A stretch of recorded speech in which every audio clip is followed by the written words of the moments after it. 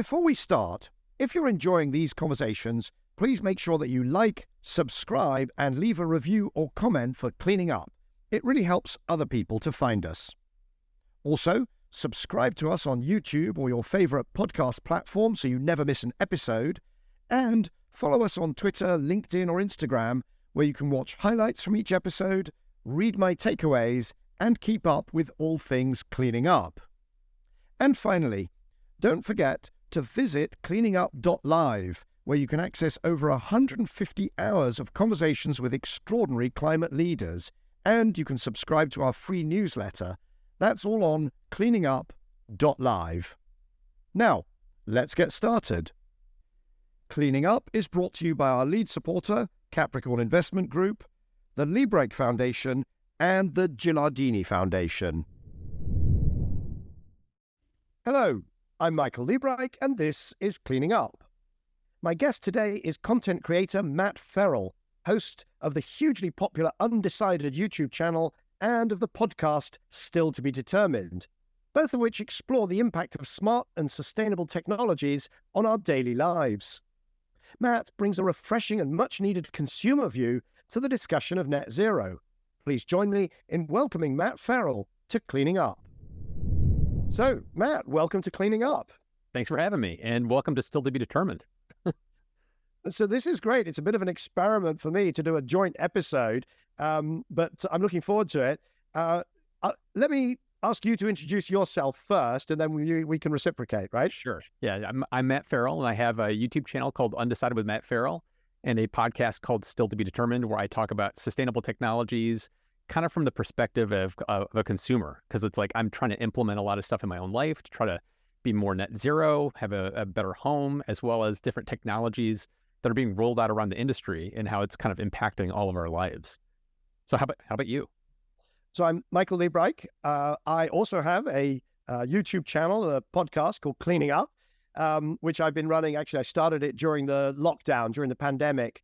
But really, I am, I guess, an analyst, a commentator, an investor, an advisor, everything around the net zero transition. I started New Energy Finance back in 2004, which is, my goodness, nearly 20 years ago, analyzing all of the trends, the economics, the deals, sold that to Bloomberg, and I continue now in this role as a writer and a commentator, But what's interesting is I do those things. In my life, I have made changes, not as many as, some people would like, but I'm really a kind of more of an energy economist and a transport economy. I kind of getting into the nitty gritty. I would say, if you're the B2C, if you're the consumer guy, I'm more of the kind of B2B guy. Yeah, gotcha. So we're kind of both ends of the spectrum here. We're going to get both covered. Well, I think so. I hope so. And also, I think, what was interesting is, as we chatted before we came on air, that, I've been doing this for, say, nearly 20 years. You've been doing this for 5. And then, but, we should kind of maybe talk about where we are today, the changes that we've seen over those periods, and then maybe try and go 5 years out and 20 years out and sort of, spin our wheels and think about how things could go in the future. Yeah, absolutely. That sounds good to me. So for you, you've been doing this for 20 years. So it's like, what have you seen? What's the thing that jumps out at you the most that's changed over the past 20 years? Oh, I think when I started, my friends from business school thought that I had completely thrown away my career by doing this thing called alternative energy. And it really was marginal. I mean, we're talking about a time when renewable power was less than 1% of the electricity supply in the world. And the biggest change for me is that the stuff that I was talking about 20 years ago, I don't want to say it all came to pass, but, it is such a mainstream agenda now. It is what everybody's talking about. And now it seems like obvious that we would be doing clean energy and clean transportation and net zero and climate. It was not obvious at all. How about yourself? What's your arc over the 5 years since you started? Yeah. My arc over the past 5 years, it's like, if EVs are a good example, it's like EVs still felt pretty new and unusual, like just 5 years ago. And now it seems to be, it's kind of almost catching on as kind of it's a normal thing. More people that are not in the space of interest in sustainability are concerned about this stuff. Like, I'm building a new net zero home, And one of the things I've been surprised by is how many other people are saying, oh yeah, I'm trying to do something very similar in my house. And like, didn't see stuff like that just 5 years ago when I was starting this. So it seems to be like there's a more kind of a public consciousness becoming aware of what's out there. So I wrote something a few years ago, I think it was 2018, about how long a cycle takes in business. And I don't mean a recession or whatever. I mean, you're a business person, you get to kind of make a bet, you invest, you build a business, hopefully you get it right, maybe you don't. That takes sort of 5 or 6 years. And so, maybe your 5 or 6 years is one cycle. And I've seen kind of 4 cycles. I've seen the first clean tech, bubble cycle. I've seen some difficult years when that went, pop. Then I've seen I would say maybe, we're talking about the kind of the period when clean energy was starting to get competitive, and then the kind of where we are now. Maybe those are my 4. I'm not sure if that's specific, but I have seen these cycles. I have seen more of them, but through the 20 years than perhaps you've seen. But it's a very familiar story. That's interesting. It's the more people I've been talking to that are in the industry of like either it's energy storage systems that are meant for the grid or utility-based stuff, I've been hearing a lot of stuff from them of saying just over the past 3 to 4 years, there seems to be kind of a sea change in attitude within the industry as well. I mean, is that something that you're kind of seeing as well in this most recent cycle that we're kind of in? Oh, definitely. I mean, look, there's also some kind of weird pathologies going on at the moment around hydrogen. There's some hysteria. There's people who've gotten kind of overheated. And there's always that, by the way, going on. I've also seen those things happening. Hydrogen has one of those every 20 years, but we also saw the biofuels bubble back in 2007, where everybody went crazy about next generation ethanol, and then that didn't kind of work. So we've seen these, we've seen cycles before. In a way, I think what's different now is that we're looking full spectrum at transition. We went from maybe there would be a kind of enormous amount of focus on just renewable energy, first just technology in the clean tech bubble, then it was just renewables, and then it was EVs, and then, but now it's like it's heating, it's industry. So it is actually, it's a net zero line of sight, rather than just saying, oh, it's this little additional thing. If it goes well, it'll kind of solve 1 or 2 pieces of this. Oh, that's a good point. It's one of the things that you brought up, hydrogen. I've talked about hydrogen on the channel, my YouTube channel, a little bit, and it always brings out like a really divisive from the comments of people saying it makes no sense. It's not going to make any sense at all. And then other people are like, I'm pro hydrogen. I'm curious. Like, why is it so divisive? Why is that topic so divisive?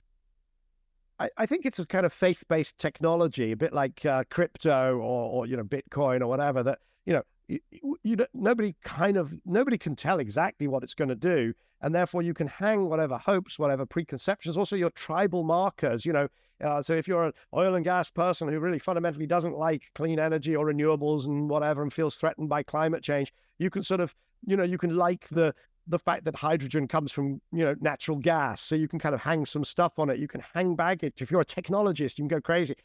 I think, it's funny because I got called recently a hydrogen denier by somebody. And, I find that really offensive, because I think this word denier is just used as a weapon, and I hate it in all contexts pretty much. But I also find it incredibly funny. That's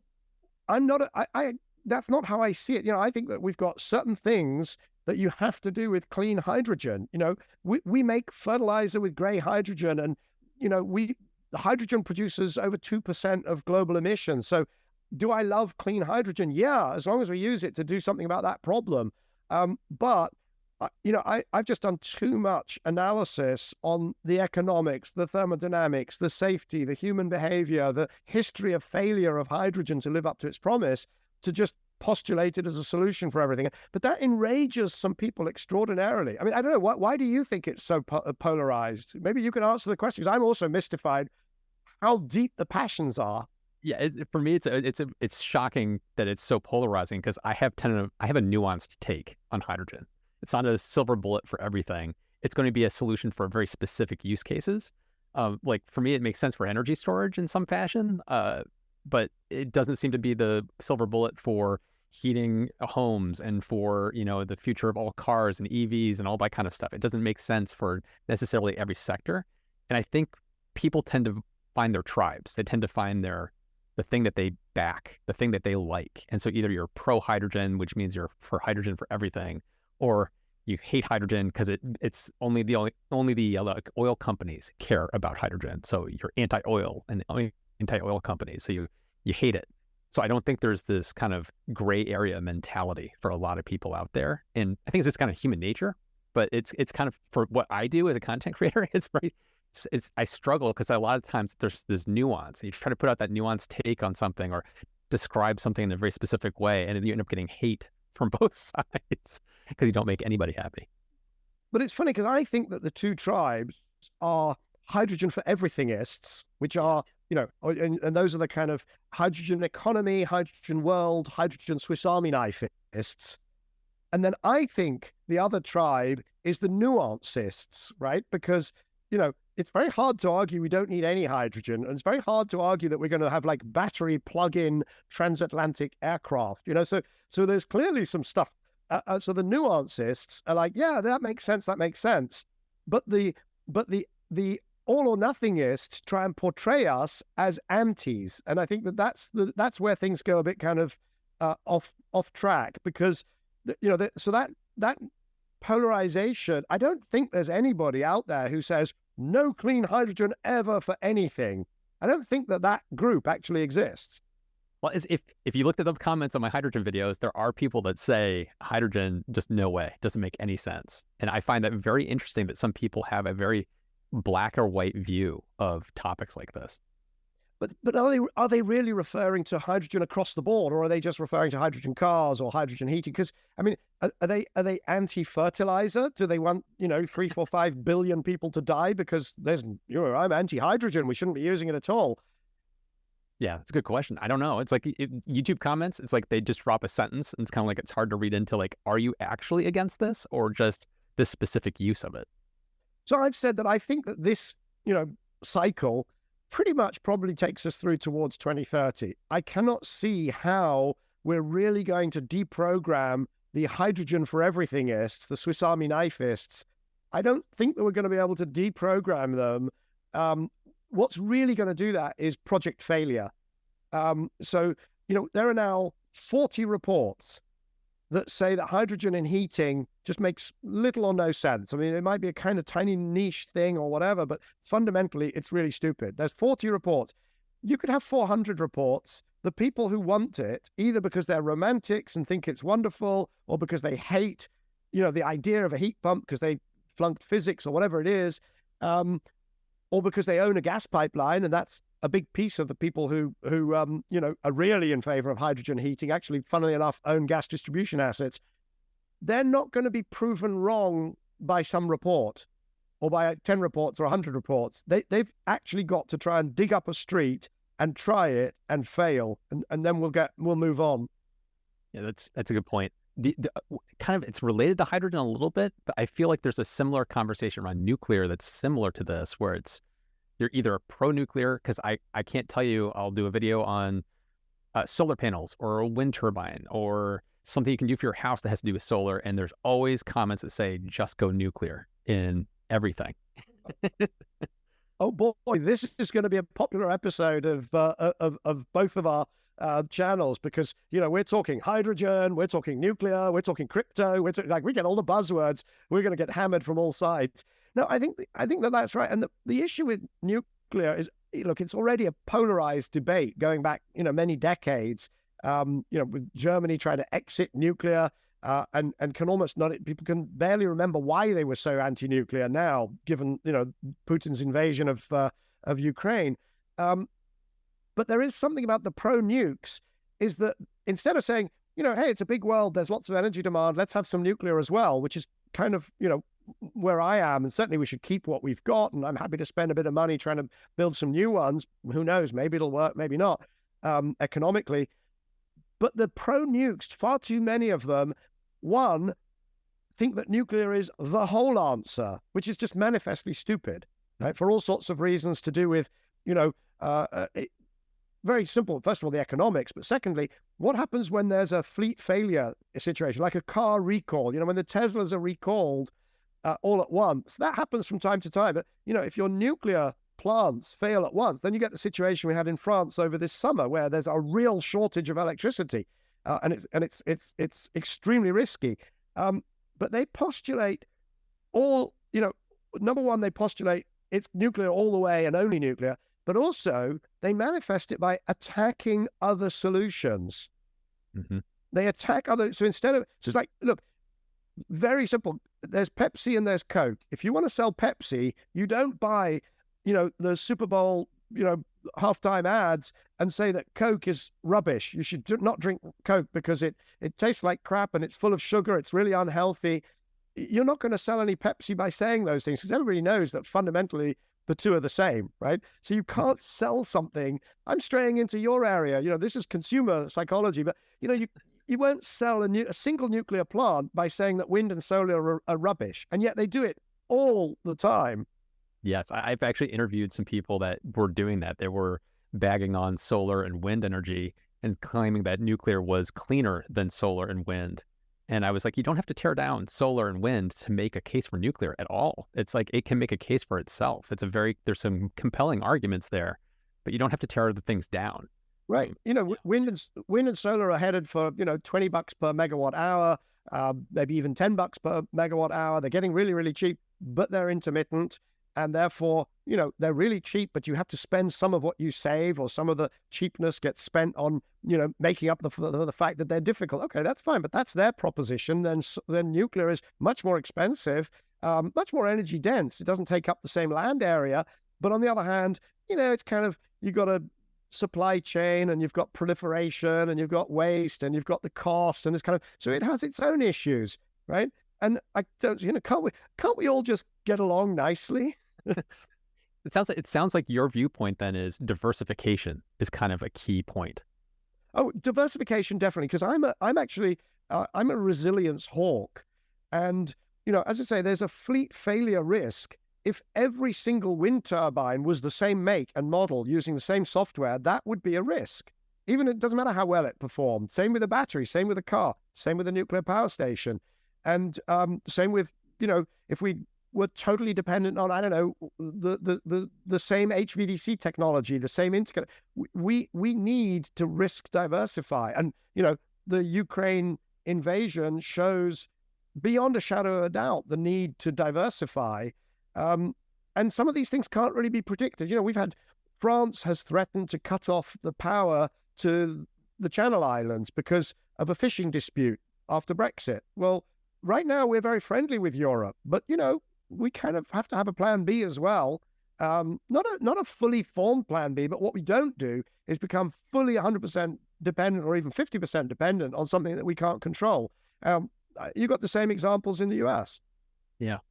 Do you think, for kind of taking it back to a broader picture of like the consumer and business to business kind of point of view, what kind of things do you think that policies are having today that are kind of helping to push all of this forward? Because the IRA here in the US seems to have had triggered a bunch of stuff to happen. It seems to have triggered Canada to make some changes as well. So it's like, it seems to be having kind of a profound effect, at least here in the US. Oh, you know, that's absolutely right. I mean, you guys have thrown the very largest rock into the pool, and the ripples are kind of interesting. And I just did a podcast with there's somebody developing a project to methanate hydrogen. So green hydrogen, and then capturing CO2, combining them as methane, and then shipping them over to Europe as the equivalent of LNG. And the ratio between the subsidies from the IRA that business model would collect relative to the value of the gas. I mean, natural gas is $2 per million BTU in the US, and let's call it 5. At the moment it's 10, but normally it's 5 in Europe. And the subsidies are like 60. And that's because of the IRA. The Inflation Reduction Act. So there's some, you know, that is definitely a large rock in what was previously a fairly placid pool. You know, in Europe, we've done things differently. I mean, the EU has got a carbon price, a lot of regulation, a lot of sort of almost like you might call it central planning. The UK has split off from that, but frankly is still kind of doing the same things. Japan, I did a lot of work recently.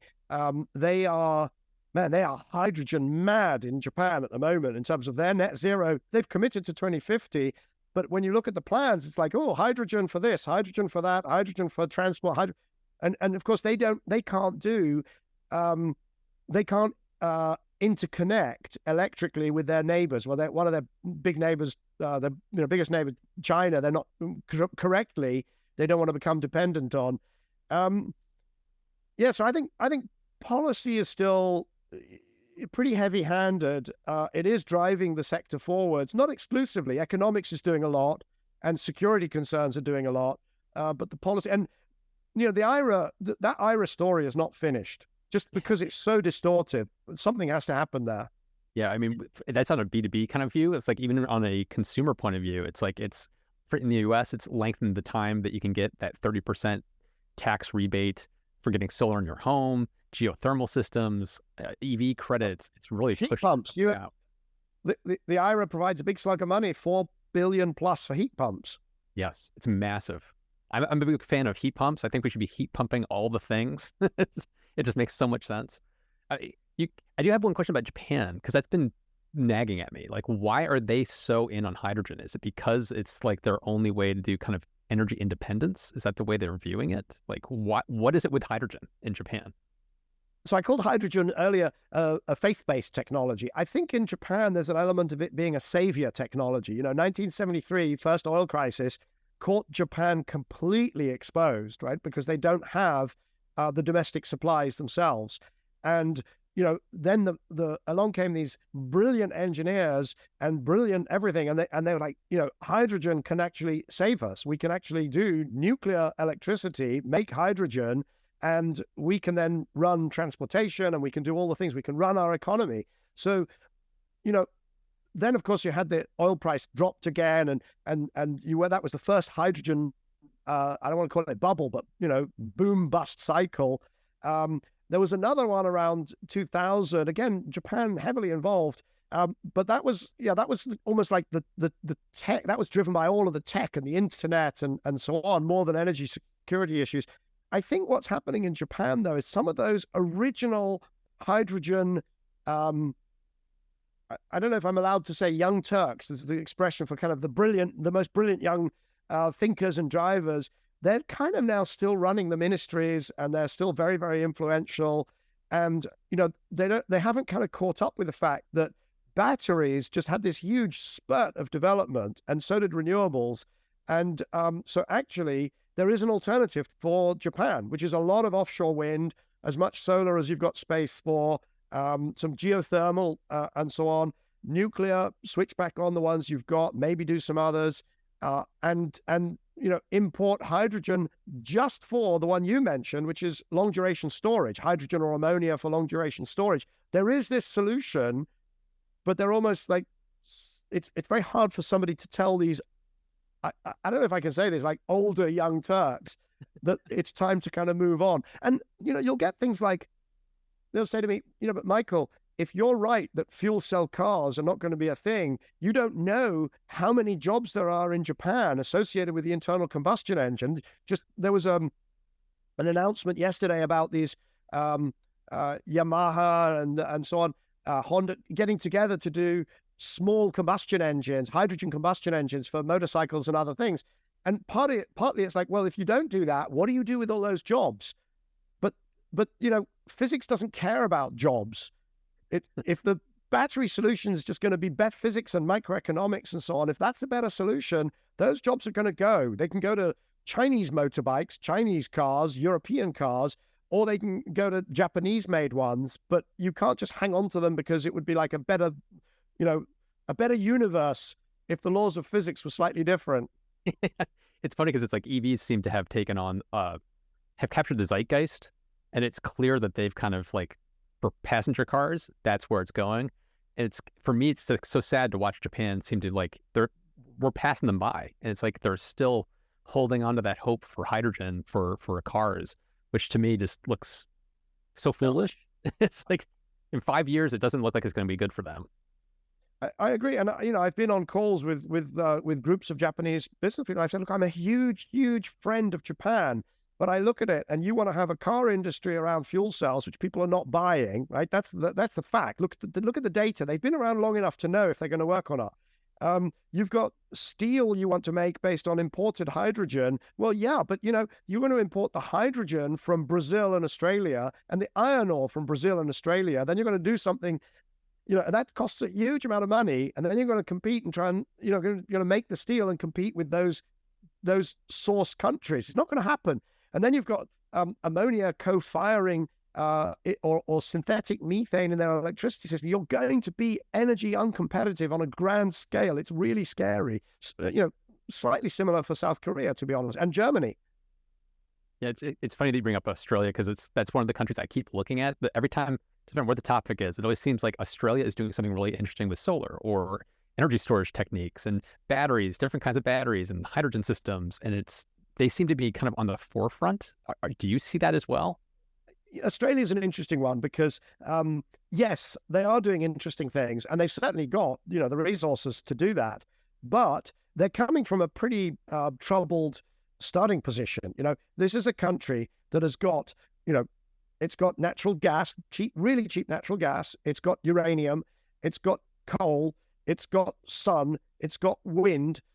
It's got fantastic universities full of smart people. In fact, I think it's Professor Green, one of the real pioneers of solar technology.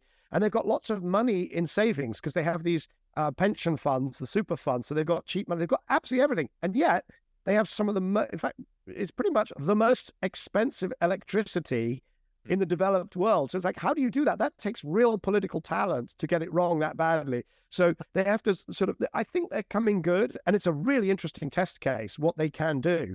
There's no question worth watching, but I worry about their politics is also this polarization that we talked about in sort of hydrogen world.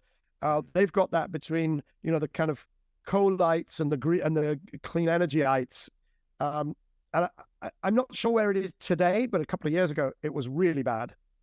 It's funny because it's like whenever in my videos, I talk about my experience with solar in my home, I get so many comments from people in Australia just shocked at how much I paid for my system, because they're always like, oh, to get a 10 kilowatt system here is like incredibly cheap. And I've always been like, why is it so cheap to get solar there and it's so expensive over here?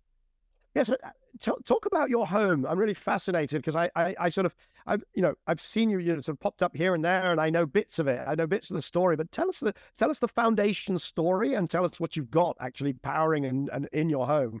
Yeah. Well, my current home, I have solar panels and a Tesla Powerwall, but I'm building a new net zero home where I'm kind of practicing what I preach, I guess. It's like I've been talking about all these different technologies and how we can make our homes better. So I'm building a home out around that. So I'm trying to build a super energy efficient, super insulated, super airtight, passive house level quality home that's going to be powered by solar and have home energy storage, so I can try to get to that net zero energy over the course of a year on my house. It's been quite a journey. I've been working on this now for a couple of years, and I'm hoping to be able to move into the new house in the next few months. But it's been a learning journey along the way, because I've never built a house. I've never gone through this. So it's been an interesting experience. And whereabouts? What's your? Where are you in the US? Let me get an idea for what's your weather system. I'm in Massachusetts. Massachusetts. Okay. Ooh. So it can get really hot, but it can also get really cold, and it can get really kind of blowy as well, right? Very. Yeah. In the winter, it gets. I'm going to talk in Fahrenheit, so I apologize to anybody that's going to be in the Celsius camp. But it's like 0 degrees Fahrenheit, 10 degrees Fahrenheit, and then in the summertime it can get up into the 90s. So it can get pretty warm and steamy here and humid. Yeah. So I was at Harvard Business School, so I know these conditions well, and I can translate it into centigrade. That's not very many centigrade, and then very many centigrade during the summer. I mean, we're talking about what was it? Zero would be like -20s, and then up to up into the 40s during the summer. So it can really get to extremes. That's really interesting. But now you said that you're going net zero during the course of the year, so you're not really going zero. Not going truly zero, because it's like I'm not going to go off grid where I can totally supply all of my power on my own over every month of the year, because in the middle of like December and January here in Massachusetts, I would have to have such an outsized solar panel system to be able to do that. It just doesn't make sense financially to do that. So you'll be fine. You'll connect it to the grid, Yes. and you'll be fine as long as somebody on Massachusetts PJM electricity market, as long as somebody there has got some gas generators and has got some nice, safe, resilient natural gas, you should be fine, right? Yeah. And Yeah. and then you'll dump some solar back in, maybe some wind when it's convenient to you. It's not really, it's kind of a bogus zero, right? Well, it's not a bogus zero. It's just one of those. I'm trying to obviously offset some of my costs over the course of the year, and it's also then at the same time here in New England, it's like we can lose power in the middle of winter. So having an energy storage system for the middle of winter in case like power lines get knocked off and I'm not producing my own solar, I can at least have energy that can kind of carry me through those short blackouts that might last half a day or something like that. Yeah, so I'm being cheeky calling what you're doing bogus zero, because the way I see it is this: what we should be doing, right, on the consumer level, we should be doing what we can, whatever we can, right? But there are certain things we cannot do, right? And then what we need to do is act systemically on our politicians, or maybe in the work that I do with investors or with innovators, and try and create the solution. So you can only do what you can do affordably and conveniently and technically. But the bit that needs to be filled in then is pushing your representatives to say, well, I don't want gas to be used during the winter when the wind drops in Massachusetts. Let's find some other. No, I don't want natural gas. Let's find some other solution. So it's kind of like a 2-level thing that we need to be doing, I think. Yeah, I agree. It's like I reheard this term for the first time just recently, a prosumer. Like, as somebody with solar panels on my home, I'm a prosumer. It's like I'm not just consuming, I'm also contributing to the grid. So in the summertime, I'm producing a lot of extra energy that goes in. In the wintertime, I might use a little bit more. I'm doing my part for the community, being part of the grid, helping to supply extra energy for the utility. But also here in Massachusetts, I'm participating in a virtual power plant system, which I find those systems super exciting, because it's like the utility can actually tap into my battery along with hundreds or thousands of other home batteries to help do peak shaving during the summertime when people come home from work and air conditioning's running and they're cooking their dinners. It's like it can help save the utility energy. So it's got this kind of nice give and take, being kind of a prosumer on the grid that I really like. I think it's a really nice thing to, not just nice, it's beyond nice. It's really interesting. The economics of it is great, right? Because it's all about using those assets better. That when you're producing solar and you don't need it, get it to somebody else who's going to pay for it. And so the asset utilization, it should make enormous economic sense. The issue, though, is that we in the developed world use far more energy than we could produce from the roofs. I mean, I don't know how big your place is, but I doubt that it could produce enough. So the produce piece is much smaller than the consumer or the sumer piece, and you are a net energy importer. I'm afraid, Matt, probably, almost certainly, and that leaves the timing issue that we talked about. That you may produce it at a wrong time for when it's needed, but also that there's a net import. I mean, I guess if I was trying to be difficult and nasty, I would say you're kidding yourself, right? Because you produce it at the wrong time of the year and you don't produce enough. And that's why I think it's really important that we also bear in mind we have to act at the systemic level. Oh, I agree completely. It's like, that's part of the reason why I'm like, when you talk about solar, energy storage is a must for any kind of solar installation or wind kind of thing. But it's like diversification. I'm kind of in that same camp. It's like, we need more nuclear, we need more wind. I'm talking grid scale. I'm not talking about for homes. It's like, so a combination of me as a prosumer with changes we're making at a more systemic level broadly, I think that's the way that we move our energy systems forward. It's not one or the other. It's got to be both. You didn't give us the origin story that I asked for, right? Okay. So was it like one amazing gadget that you found and you thought, hey, this is so fantastic, and then you got drawn in? Or was it, what came first, the sort of the idea of getting to net zero, or was it a gadget, or was it where does it all come from? Okay, this is the slippery slope that I went on. It kind of started with, I was fascinated by EVs, wanted to get an EV. And so it's like, when you have an EV, suddenly it's kind of like, oh, well, I don't want to have to pay for the electricity necessarily that I'm putting into my car. How can I offset that cost? Because the car uses so much electricity, your electric bill goes up. How can I offset that? Oh, I want to get solar. Okay, then you get solar. It's like, oh, well, I'm putting all this energy back into the grid that I might not be getting my full credits for. how can I take advantage of that? Oh, I want to get a battery now because I want to store as much of the energy as I can so I can use it. So it's like it just starts this slippery slope of finding the best way to make use of the energy that you have and what you need, as well as then in your house, you're like, oh my gosh, I'm wasting all this electricity. And then you want to track how much energy is being used in your house. Like I have a smart electric panel because I became obsessed with knowing where's the electricity going in my house. I want to know how I'm using it.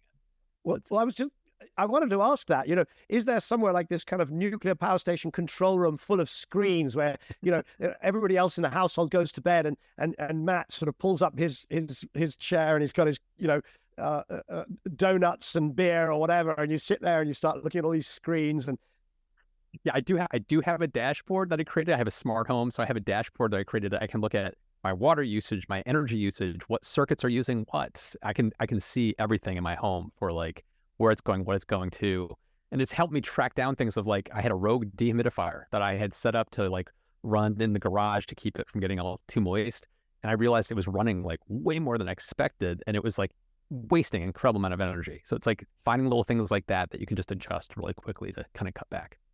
The stories you hear from people who have actually gone to the effort of trying to monitor, I met somebody who was, really quite experienced in this stuff and started monitoring, was actually mystified, absolutely mystified, couldn't understand the meter readings and this and that and the other, and realized that his utility had been sending for years his neighbor's bills to him and his bills to his neighbor. No. No. And only discovered it when he couldn't get rid of those rogue sources of demand, which they weren't in his house, they were somewhere else. Wow, that is crazy. Yeah. Wow.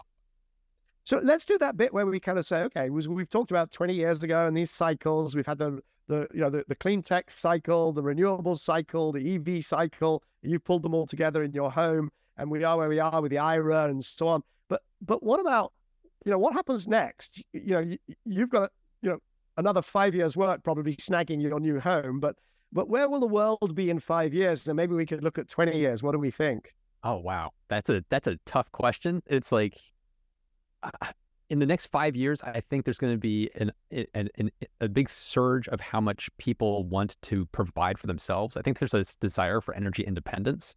So I think there's going to be a lot of more interesting products for the consumer on the market for batteries and energy storage systems that you can add not just to a house, but to an apartment. Like, I think there's going to be a growing number of those kind of things that people can get.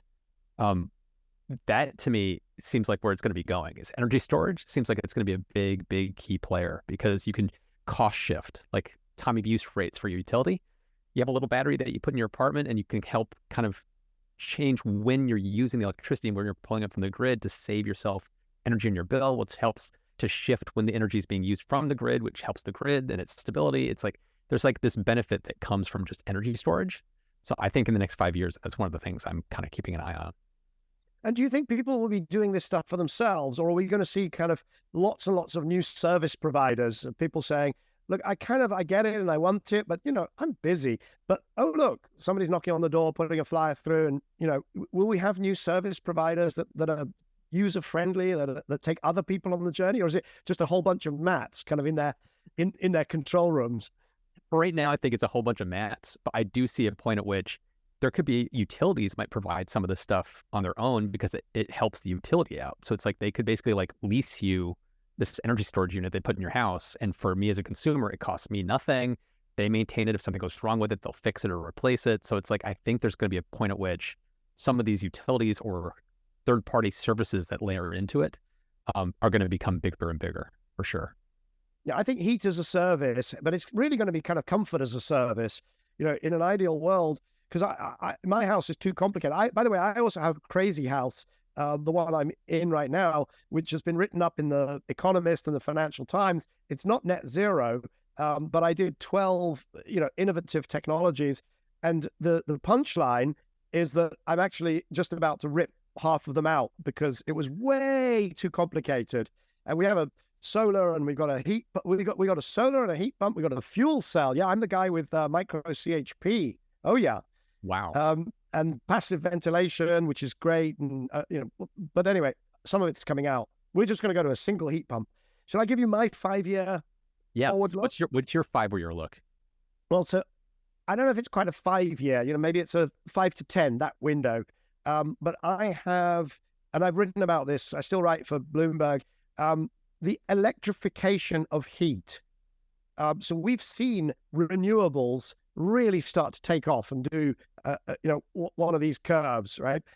Sorry, for those listening on the podcast, I'm sort of pointing at the ceiling.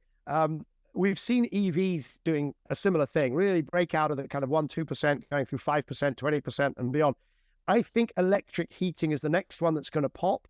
And I don't mean just in the home. I do mean heat pumps. We see that already. Growth rates of 30-40% worldwide in heat pumps. 30-40% in Europe, and substantial growth worldwide. But also in industrial heat, because the more you look at how do you solve industrial processes, the more you realize that it's just so much more elegant to do it with electricity. Not just in terms of it can be clean and net zero, but also the processes become more controllable. You find all the energy efficiency opportunities because, give a man a fish and he'll heat up the whole kitchen and half the house frying it, right? You give a man a microwave and a fish and he just heats up the fish. Mm-hmm. And the difference is gas heating versus microwave heating. So we're going to see that, I think, right across the economy. And so the thing that I predicted is $500 billion market for electrical heating and cooling could take 5-7 years. If it's just heating you're talking about, it probably take more like 15. But it's all about heat is the next frontier. Would you think thermal energy storage is part of that as well?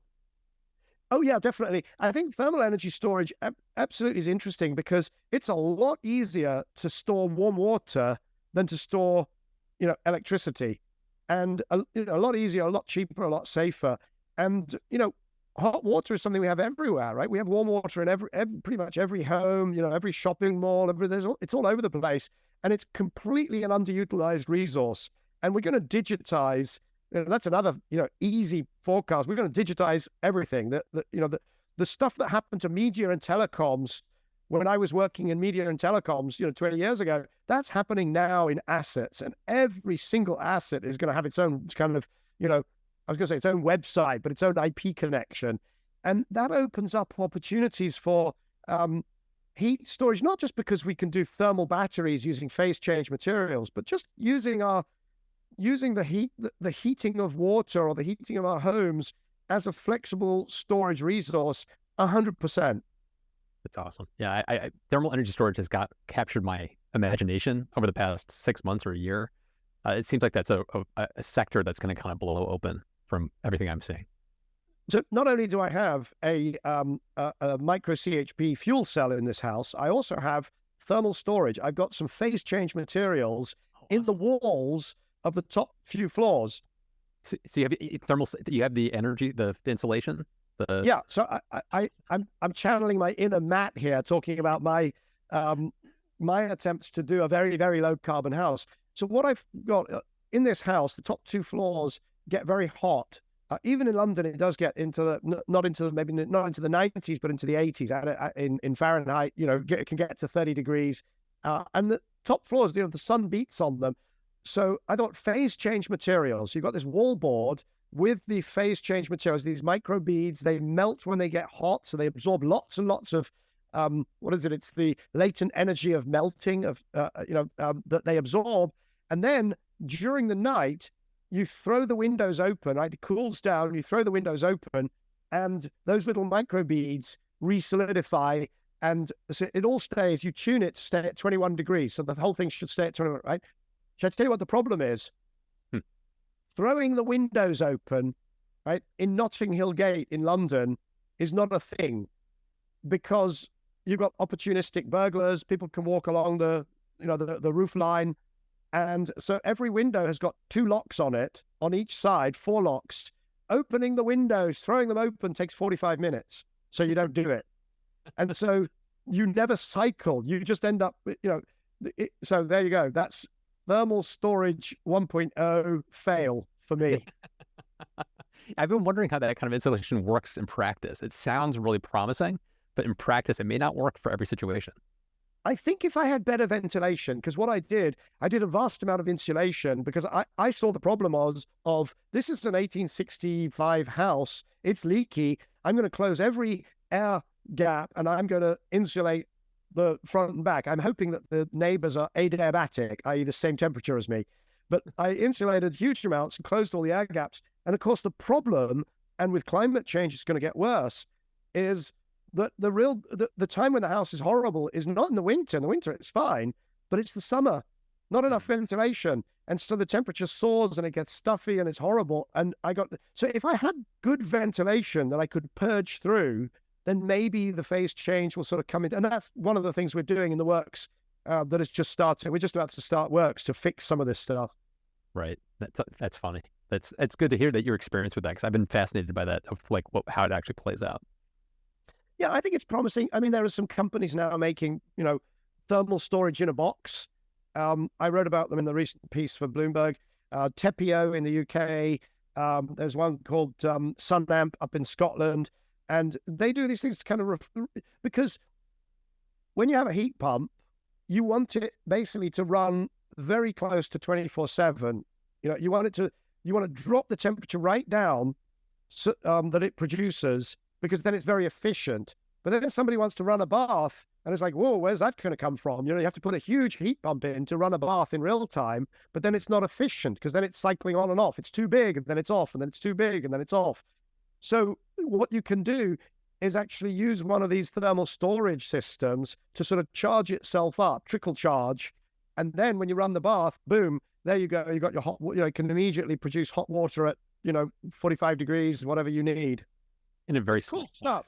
Yeah, in a very small compact box, I'm assuming. It's pretty small. I mean, look, you're in America, so you would sort of laugh if you saw even the size of the bathtub. You'd think that that's inadequate. But yeah, they're pretty small. And of course, they scale. Everything's modular. Everything can scale. So yeah, these things that could, handle the hot water requirement of a house, or the other thing that you can do is load shift between when the electricity is cheap at night and when it's not, maybe in the morning or the evening, or midday when it's all solar. You can charge these things up, and yeah, they're about the size of a small refrigerator, an inadequate American refrigerator or a normal European, small refrigerator. Yeah, in America we like things big. Yeah, well, you get big thermal storage then. Yeah, exactly. Well, this has been a really great conversation. Is there something else that you want to touch on? No, I think it has been really interesting. I think it's just the sort of bouncing around these ideas of, what can the consumer do, and what can the what has to happen at the systemic or the energy system. I think it's really that's such an interesting space to be operating in. I don't know, I'm sure we could talk about financing models, consumer finance models. There's so many other things we could talk about. I don't know if anything else you think about that you work on that you've not shared.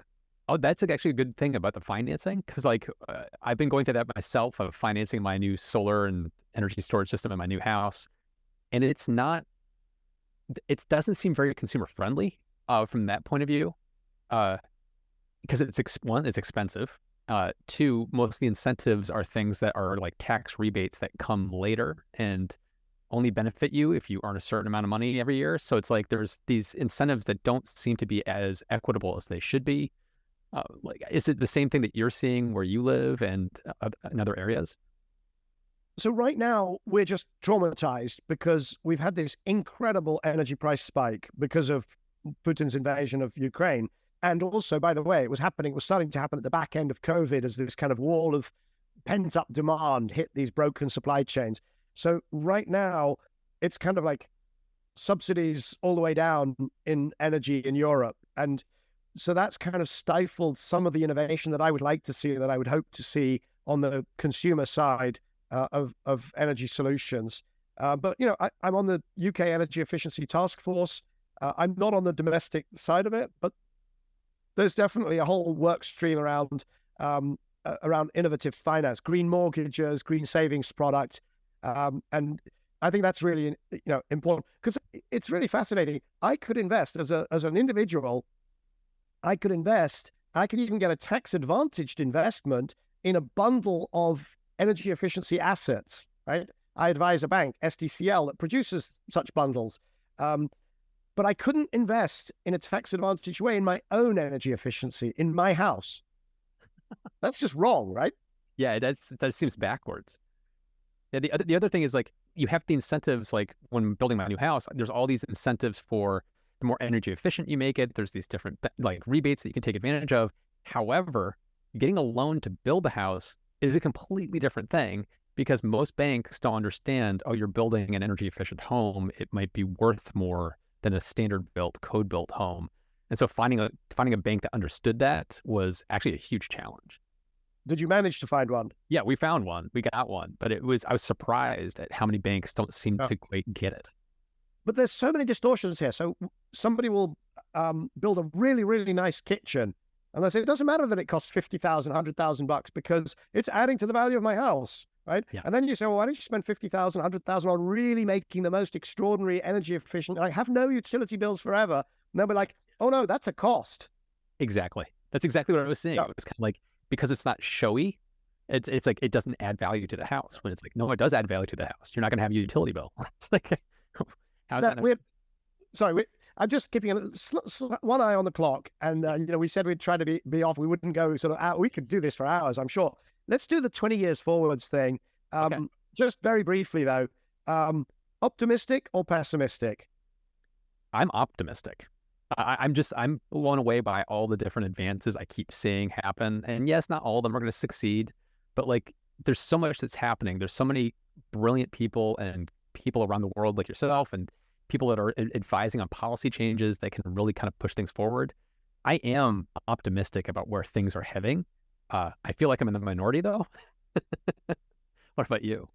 Well, so I would say I'm mainly optimistic, but nuanced in the sense that, climate change is happening. We are seeing bad effects. So I am enormously optimistic that we can, we've bent the curve to the point where emissions are essentially flat and have been for about a decade globally. Not many people know that. They kind of want to believe that they're still soaring upwards. Emissions, concentrations are still soaring upwards, right? But the emissions are flat. And I think we can bend the curve and we can probably land this thing at about 2 degrees of climate change. I think 1.5 is out the window. We're seeing damage. We're going to see more damage. But broadly speaking, I think we can end up with a planet that is recognizable, with an economy that is, somewhat, that is delivering human progress and continues to do that. So I am very optimistic, but at 2 degrees, there are going to be vulnerable people who've suffered and are suffering. And we need to also dip into the justice pockets and help those people because we can't just being an optimist and saying, there we go, we're done, it'll be fine. I can't do that. That's a really good point you're making. That it's like for those of us that are not going to be as pinched as other areas of the world, we need to help those other areas of the world out. And those in our own part of the world who do not have the ability to protect themselves from the price spikes, from the potential climate impacts and so on. So it's a big challenge, but I am optimistic. Yeah. Okay. So we're both kind of sort of in the same camp. You got a little more of a nuanced take, which I like. That's great. Man, it's a huge pleasure talking to you. This is great.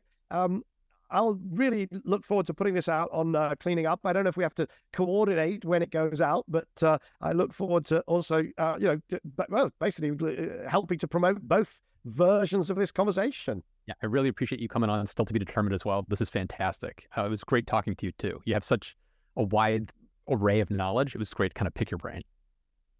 Very good. Maybe we should do this again at some point. We'll revisit and see how much we got right, how much we got wrong, what we missed. Yes. Sounds good. All right. Thanks very much. You have a good day. So that was content creator Matt Ferrell, host of the Undecided channel on YouTube and of the podcast Still to be Determined. So that brings to an end the first half of season 9. We'll be taking a week off, but we'll be back on Wednesday, the 14th of June. If you miss us, in the meantime, don't forget, you can find over 150 hours of conversations with extraordinary climate leaders on cleaningup.live. That's cleaningup.live. If you've enjoyed today's conversation, please remember to like, share, and subscribe to Cleaning Up, or leave us a review on your chosen podcast platform. And if you want more from Cleaning Up, sign up for our free newsletter at cleaningup.live, where you'll find our archive of over 150 hours of conversation with extraordinary climate leaders. And why not help someone else learn more about the net zero transition by introducing them to Cleaning Up? Cleaning Up is brought to you by our lead supporter, Capricorn Investment Group, the Liebreich Foundation, and the Gilardini Foundation.